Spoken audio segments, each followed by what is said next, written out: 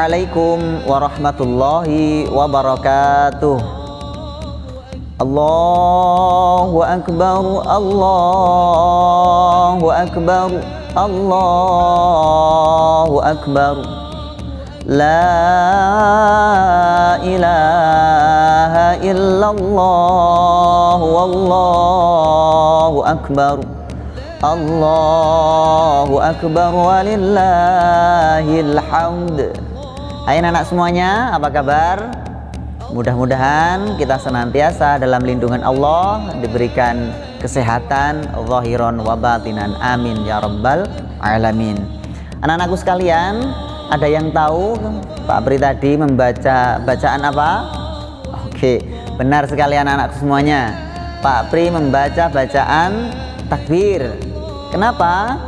Karena besok kita akan melaksanakan hari raya Idul Adha.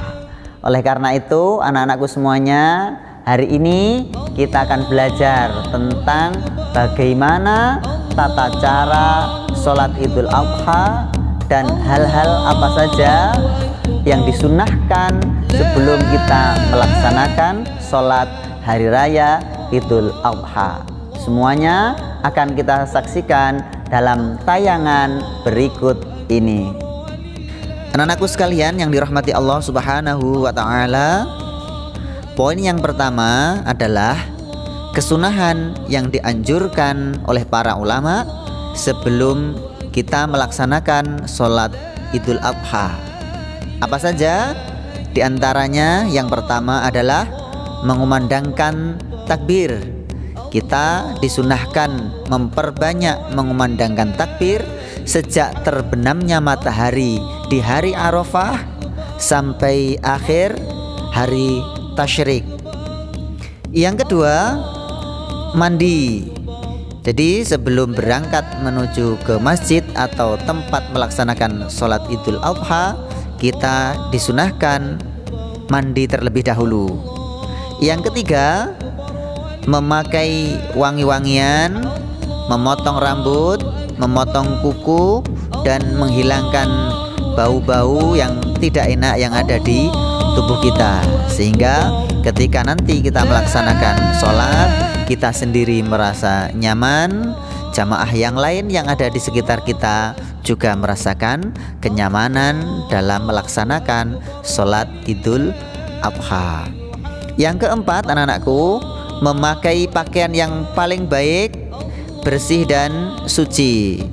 Ketentuannya adalah yang paling baik, bukan harus yang baru. Yang dipentingkan adalah kesuciannya. Diutamakan adalah yang berwarna putih dan bersurban bagi anak laki-laki. Yang kelima, kesunahan yang kelima adalah berjalan kaki menuju masjid atau tempat melaksanakan sholat. Apakah tidak diperbolehkan menggunakan kendaraan? Tentu diperbolehkan jika perjalanannya cukup jauh atau bagi orang-orang yang sudah tidak mampu lagi berjalan. Yang keenam, disunahkan makan setelah selesai sholat Idul Adha. Jadi kalau Idul Fitri, kita disunahkan makan sebelum berangkat melaksanakan sholat. Tetapi jika Idul Adha, sunnahnya setelah melaksanakan sholat Idul Adha. Anak-anakku sekalian, para santri SDI Ma'arif rahimakumullah, selanjutnya adalah tata cara melaksanakan sholat hari raya Idul Adha. Bagaimana tata caranya? Sholat Idul Adha dilaksanakan sama seperti sholat-sholat yang lainnya. Diawali dengan membaca niat. Bagaimana niatnya? Pak Pri bacakan dulu niatnya. Bismillahirrahmanirrahim. Usolli sunnatal li'idil adha rak'ataini ma'muman lillahi ta'ala. Berikutnya setelah kita membaca niat, kemudian kita melakukan takbiratul ihram. Bacanya bagaimana anak-anakku semuanya? Takbiratul ihram. Iya. Allahu Akbar. Itu adalah bacaan takbiratul ihram. Setelah membaca takbiratul ihram, kemudian kita membaca doa iftitah. Dilanjut dengan melakukan takbir sebanyak 7 kali. Ini yang membedakan sholat hari raya Idul Adha dengan sholat yang lainnya. Jadi setelah takbiratul ihram diikuti dengan doa iftitah, masih ada takbir lagi sebanyak 7 kali. Di antara takbir, 2 takbir, kita membaca bacaan tasbih. Bunyinya Bismillahirrahmanirrahim. Subhanallahi walhamdulillahi wala ilaha illallahu wallahu akbar. Setelah itu, setelah selesai 7 kali takbir, dilanjut dengan membaca surah Al-Fatihah. Kemudian sama seperti sholat yang lain, dilanjut dengan membaca surah Al-Quran pilihan, ruku, i'tidal sampai dengan sujud. Kemudian berdiri lagi untuk rakaat yang kedua.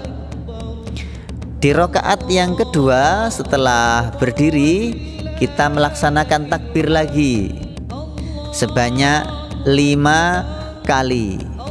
Sama seperti di takbir yang pertama, di antara 2 takbir kita membaca bacaan tasbih. Bunyinya juga sama, Subhanallahi walhamdulillahi wala ilaha illallahu wallahu akbar. Setelah itu dilanjut dengan surah Al-Fatihah seperti di rakaat pertama, surah Al-Quran pilihan, ruku sampai dengan tasyahud, dan ditutup dengan salam. Anak-anakku sekalian, para santri SDI Ma'arif rahimakumullah, setelah salam maka akan dilanjut dengan melaksanakan khutbah. Setelah salam akan ada khutbah. Anak-anak tetap harus mengikuti khutbah ini dengan baik, karena khutbah di sini adalah rangkaian dari pelaksanaan sholat Idul Adha. Anak-anak harus tetap anteng mengikuti sampai selesainya khutbah dibaca oleh khatib. Anak-anakku sekalian yang dirahmati Allah Subhanahu wa taala, di hari raya Idul Adha kita tidak hanya disunahkan untuk melaksanakan sholat, tetapi juga disunahkan melaksanakan kurban bagi yang mampu, dengan tujuan untuk bertaqarrub atau mendekatkan diri kepada Allah dan juga berbagi dengan sesama. Di SDI Ma'arif sudah kita laksanakan dari tahun ke tahun, kita melaksanakan latihan penyembelihan hewan kurban supaya memberikan inspirasi bagi para santri SDI kelak jika sudah mampu melaksanakannya, biar kita nanti sama-sama bisa melaksanakannya dengan tujuan mendekatkan diri dan taat kepada Allah serta berbagi dengan sesama. Latihan penyembelihan kurban ini akan dilaksanakan insya Allah hari Kamis tanggal 22 Juli 2021.